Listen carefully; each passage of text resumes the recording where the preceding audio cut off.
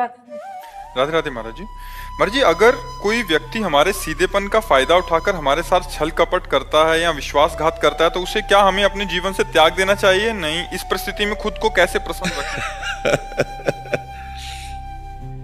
देखो, भगवान के परम भागवत अवतारी पुरुष धर्मराज युधिष्ठिर, भीम, अर्जुन, नकुल, सहदेव अपने बाहुबल से इंद्रप्रस्थ की स्थापना की और पूरे विश्व को परास्त करके सम्राट बने, और शकुनी ने पासे में सब गायब कर दिया।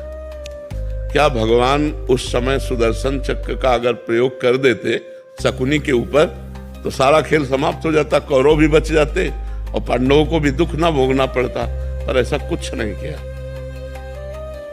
शकुनी ने 12 वर्ष का वनवास और 1 वर्ष का अज्ञातवास पांडवों को निश्चित किया, और ऐसे महावीरों को, ऐसे अवतारी पुरुषों को भारी कष्ट भोगना पड़ा छल के कारण। तो हमें लगता है कि कहीं ना कहीं भगवत विधान होता है। जो आदमी छल कर रहा है हमारे साथ, शायद है कि हमने पूर्व जन्म में उसका कुछ लिया होगा। आज हमें लग रहा है कि वो छल विधान से हमारा ले रहा है, पूर्व जन्म में हमने कोई छल किया होगा तो उसी का उत्तर मिल रहा है।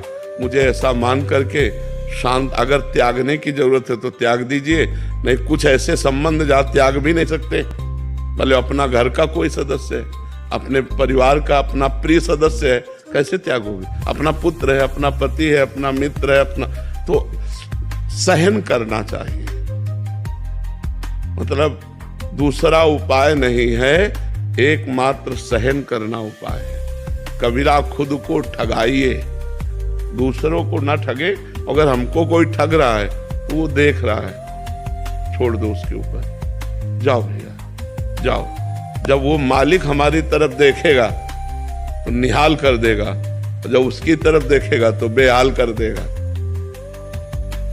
दुखिया को न सताइए, दुखिया देगा रोए, और जब दुखिया के मुखिया सुने तब तेरी गति का होए।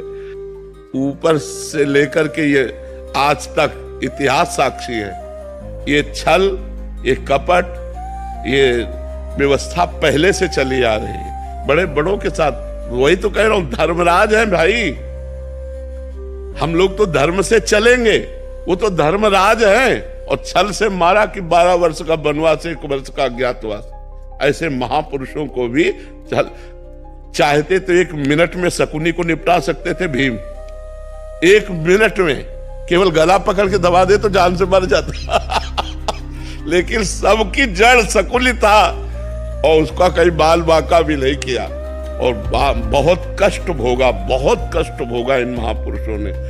मंथरा ने तो कैकेयी के कान भरे, कैकेयी जी ने हठ ठान लिया, सुबह होने वाला था राज्याभिषेक और शाम के हो गया वनवास तो भाई देखो, हम लोग तो उनके अंश हैं, वो तो स्वयं परमात्मा है, बड़े बड़े महापुरुष है। कुछ बातें ऐसी होती जो केवल सहनी पड़ती। कोशिश करो, अगर राजकीय कार्रवाई से तुम बच सकता है तो बच सकता है, नहीं तो शांत सह जाओ, वो देगा, मालिक कहीं से दे देगा। वो बहुत विधान करने वाला है। लड़ाई, हमें तो लगता है लड़ाई झगड़ा छल कपट इसमें सब ठीक नहीं है, शांति से सह जाए तो अच्छा है। देखो कितना सहने की कोशिश की पांडवों ने।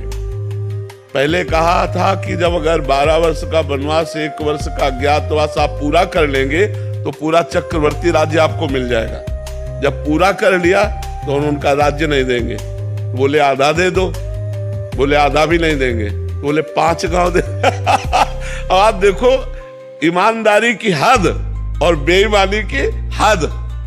पांडवों ने कहा 5 गांव दे दो, तो भगवान से क्या कह रहा है दुर्योधन? सूजी अग्रे न केसवा, सुई की नोक भर नहीं देंगे। तो विनाश कर दिया। फिर 100 के 100 मरे, 99 नहीं, 100 के 100 मरे। तो इसलिए अपने को चाहिए कि दबता चला जाए, कोशिश करे कि लड़ाई झगड़ा ना हो, सह जाए। और जब ऊपर जो बैठा हुआ सबके देख रहा है, वो जब देख लेगा ना, तो वो जब न्याय करेगा तो विध्वंस हो जाएगा सामने वाला। इसलिए हम तो यही सिखाएंगे कि झगड़ा ना करो, हम यही सिखाएंगे कि हिंसा ना करो, शांत भाव से सह जाओ। अगर कहीं ऐसा लगता है तो राजकीय विभाग का सहयोग ले लो, लेकिन लड़ाई झगड़ा ना करो। बहुत शांति थोड़ा जीवन है। आजकल लोग जरा जरा सी बात में हिंसा कर देते हैं। ये नहीं जानते कितना कीमती मनुष्य शरीर, और इसको हम नष्ट कर देंगे और हमें कितना बड़ा अपराध लगेगा। ये सबसे बड़ी भगवान की सृष्टि में ये मनुष्य योनि है, सबसे बड़ी योनि है और बड़ी महिमाशाली है।